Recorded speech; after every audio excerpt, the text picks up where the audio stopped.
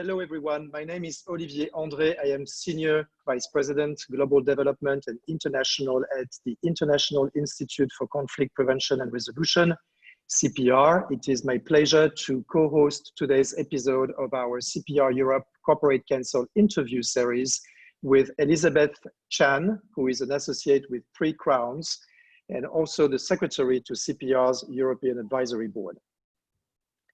Hello, everyone. The CPR drives a global prevention and dispute resolution culture through the thought leadership of its diverse membership of top companies, law firms, lawyers, academics, and leading mediators and arbitrators from all around the world. Headquartered in New York, its mission in Europe through its European Advisory Board, an invitation-only body of dispute resolution experts. In this video series, we will be posing a question to our European Corporate Counsel about a dispute prevention and resolution issue currently at the forefront of their minds. Today, we welcome Isabelle Roux Chenu. At CapGemini, Isabelle is the EVP, Head of Group Commercial and Contract Management, and Senior Advisor to the Group Chairman. Isabelle, how do you think the COVID-19 pandemic will affect the way we resolve disputes? Thank you, Elizabeth. Let me think about it for a minute. Your question cannot be answered without looking at the impact of technology, what it will affect, and who will be involved, and how the transformation will take place. Talking first about the how. The technology is fast moving. We do things today that are not even virtual. We call them virtual, but in reality, we're all around the table, around the phone, and we talk and interface with people as we do now, exactly in the same fashion as we were all sitting in New York doing the same.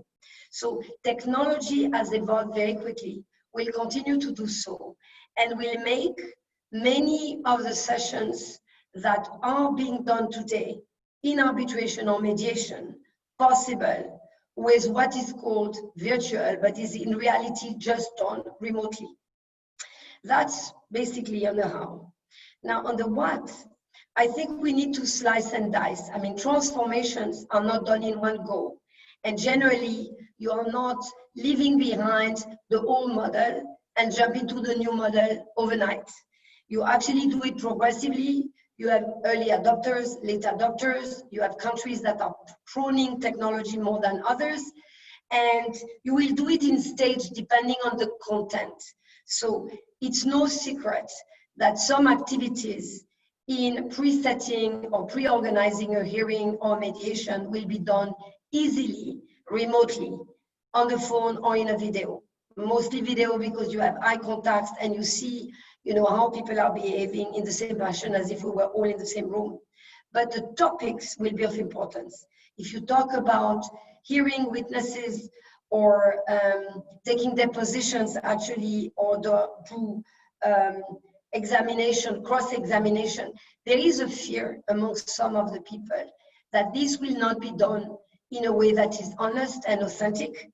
And people will fear that people could play games and organize it with some simulations, and counsel would direct them in the answers.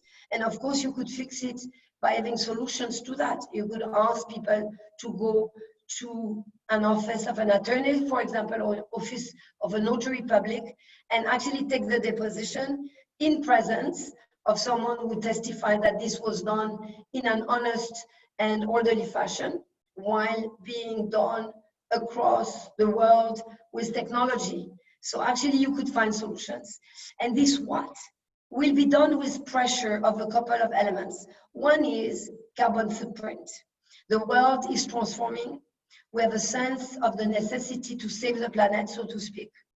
And does it continue to make sense to jump in a plane, to go to a hearing in New York for half a day or a day?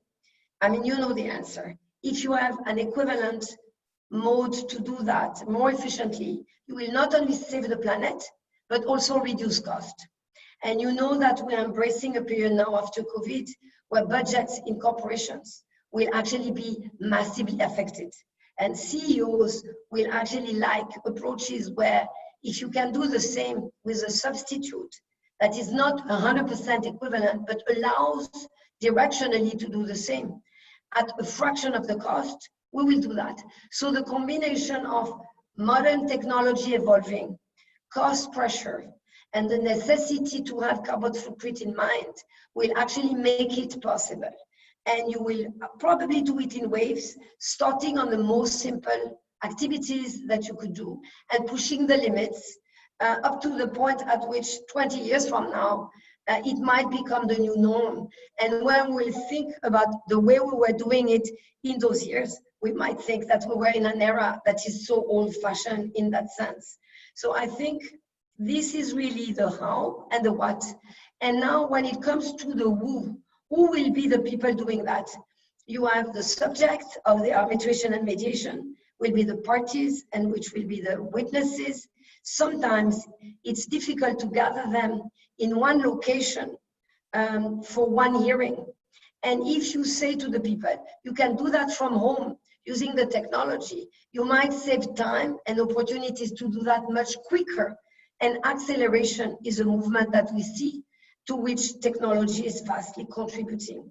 And lastly, I think some mediators or arbitrators are declining participation to some sessions because they know in their agenda, accepting it will require lots of travels. And if the travel is saved, you would see that some people might accept missions that they would have otherwise declined. So I think if you look at the adoption, it's a transformation in herb. We have done a POC, so to speak, a proof of concept, because during COVID-19, you would either do it remotely or not doing at all. And we have been surprised that it works. We have pushed the limits massively, the magnitude at which we had to adopt it and the speed at which we had to adopt it demonstrated that it is possible. So I think there will be an impact. There will be waves of adoption, but directionally, the combination of technology, the necessity to save the planet, so to speak, and reduce the carbon footprint, and the budget it chooses will make it a no-brainer. And I am personally very convinced, working in an environment where technology is changing our lives, that this will be possible. Thank you so much, Isabelle. I'm so glad you raised the issue of remote hearings, because this is something that has long been an interest of the CPR. And so I would welcome and encourage everybody to take a look at the CPR's annotated model procedural order for remote video arbitration proceedings. This has been developed by one of the CPR's task forces and addresses the procedural aspects of remote hearings. Thank you again, Isabelle, and for everyone for tuning in. Thank you, Elizabeth and Olivier. It was my pleasure to participate and share a few thoughts about the topic.